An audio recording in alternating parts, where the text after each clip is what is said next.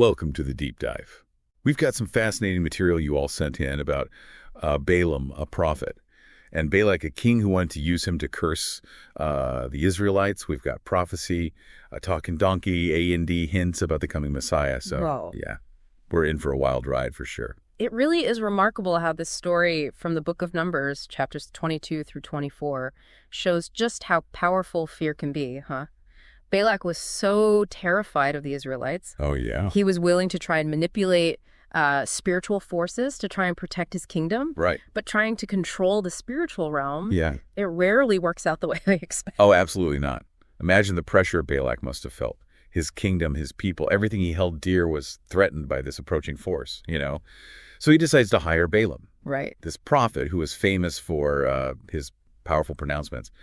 Balak probably thought, if anyone can take down these Israelites, it's this guy. Right. But here's where it gets really interesting. Yeah. Balak sends his messengers to Balaam, promising him riches. Honor if he'll curse the Israelites. Right. Now, Balaam wasn't just some naive pawn. Right. He was a prophet, someone who understood the power of the divine. And when God appears to him and asks about these men at his door, Balaam's honest about Balak's proposition. Okay. And God's response is pretty direct. Don't go. Don't curse them. They are blessed. Okay, so you'd think that would be the end of it, right? Case closed. Right. Divine orders, right. But Balak, driven by fear, Oh, yeah. doesn't give up that easily. Well, He sends even more prestigious officials practically begging Balaam to come, offering even greater rewards. And this is where Balaam's human flaws start to show. right, because even though he knew better, even though he knew that God had forbidden him Right. from cursing Israel, Right. the allure of wealth and prestige started to wear him down. Right, and it's a reminder that even those who are close to God can be tempted by worldly desires. Yeah. And this internal struggle leads to one of the most bizarre scenes in the Bible. The talking donkey. As Balaam is traveling to Moab, God is understandably angry with him for going against his command. The angel of the Lord blocks Balaam's path, but Balaam, blinded by his ambition, doesn't even see the angel. Doesn't even notice. The donkey does that. His donkey does, yeah. Imagine being Balaam at that moment. You're riding along, Right. determined to fulfill your mission, Totally. completely unaware of the danger ahead. And suddenly, your donkey starts acting strangely, veering off the path, pressing herself against the wall, even lying down. And Balaam, totally missing the point, beats the poor donkey for her disobedience. Yeah. Talk about stubbornness. Yeah. But then something incredible happens. The donkey, frustrated with Balaam's cluelessness, speaks. Oh, yeah. Now, this talking donkey isn't just some whimsical detail Right. thrown in for entertainment. No. This is a powerful symbol of God's willingness to intervene in our lives, Right. even in the most unexpected ways. Right. And sometimes when we're too focused on our own desires, we miss the obvious signs that God is trying to, guide us. That's right. It's like God saying, hello, pay attention. Yeah, it's a divine wake-up call, Yes. delivered through a very unlikely messenger. Exactly. And it finally gets through to Balaam. God opens his eyes. He sees the angel with a drawn sword, blocking his path. He's terrified, realizes he messed up big time, and promises to obey God completely. Wow. This encounter with the talking donkey marks a turning point. Right. It forces Balaam to confront his own motives Yeah. and submit to God's will. Right. But the story doesn't end there. Oh, no, it doesn't. Mm. This confrontation with the divine sets the stage for the real heart of the story. The clash between Balak's desire for a curse and God's unwavering blessing on Israel. It sure does. Welcome back to our deep dive into this story of Balaam and Balak. When we left off, Balaam had just had this incredible encounter with, this talking donkey, this divine wake-up call that forced him to confront his own stubbornness Yeah. and realign himself with God's will. Totally. But the drama is far from over. Oh, absolutely. Balak, remember, is still waiting for Balaam to deliver that curse. He's probably pacing back and forth, picturing those Israelites just scattering in defeat, and he sets up these elaborate sacrifices, Right. trying to make this curse even more potent. Balak was so fixated on getting this curse, on controlling the situation through spiritual means, Yeah. that he completely missed the bigger picture. Totally. He underestimated the power of God's blessing on Israel. It's almost like he thought he could bargain with God, like, okay, I'll give you these sacrifices, now you give me what I want. The AO you owe me. Yeah, exactly. Yeah. But God doesn't work that way. No, he doesn't. And this is where the tension really ramps up. Instead of curses, blessings start pouring out of Balaam's mouth.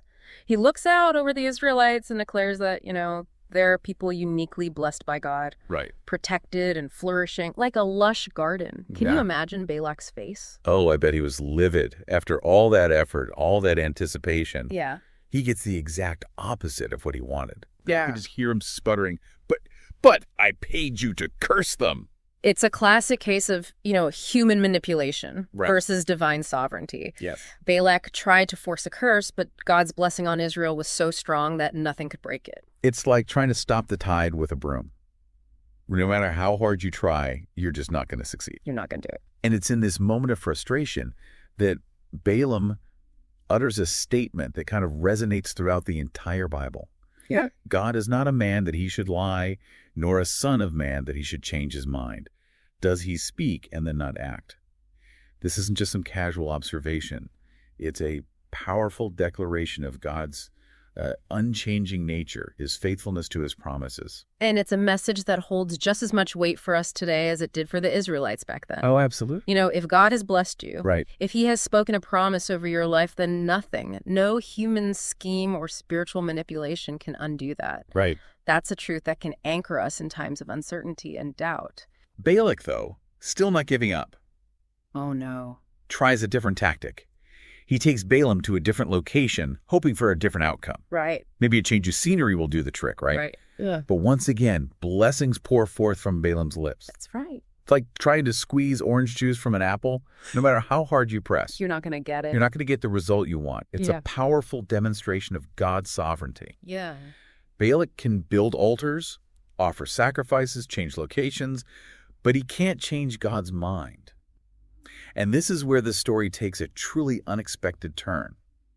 Balaam, instead of trying to manipulate the situation, just surrenders to the Spirit of God Yeah. and begins to prophesy. And this is where things get really interesting. Right. Like the man who was hired to curse, Yeah. the one who is tempted by wealth and prestige, becomes a mouthpiece for God's own message. What's remarkable is the content of this prophecy. Balaam foretells the coming of a great king, a savior who will rise from the line of Jacob. Yeah. He says, I see him, but not now. I behold him, but not near.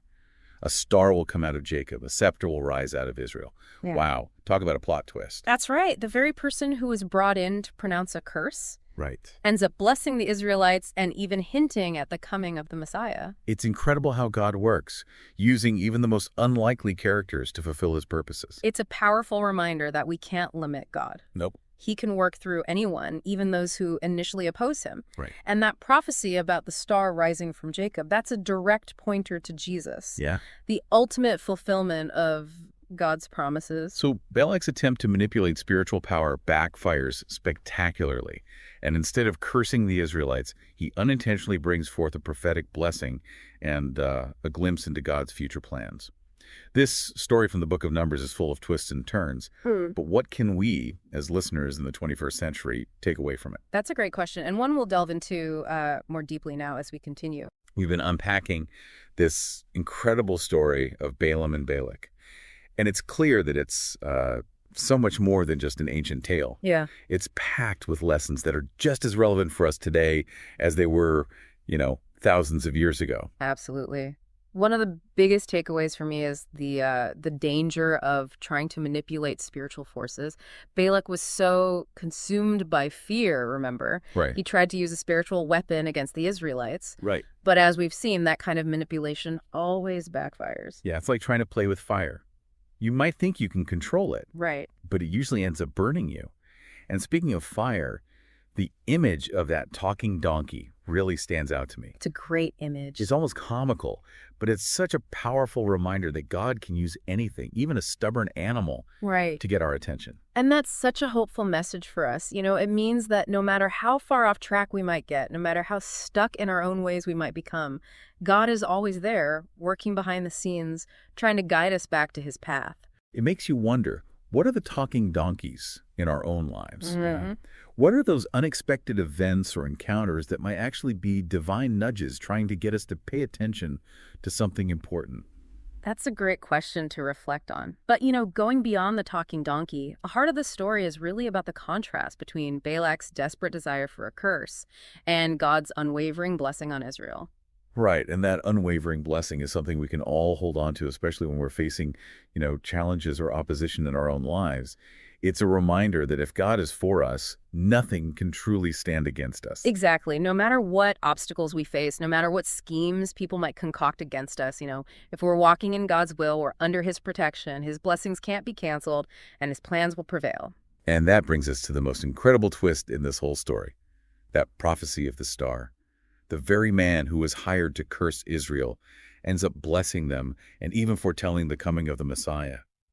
It's mind-blowing how God can take a situation that seems completely hopeless and turn it into a declaration of his glory and his plan for redemption. It's a reminder that God's ways are not our ways. Right. He sees the bigger picture, and he's always working to bring about his purposes, even when we can't see it.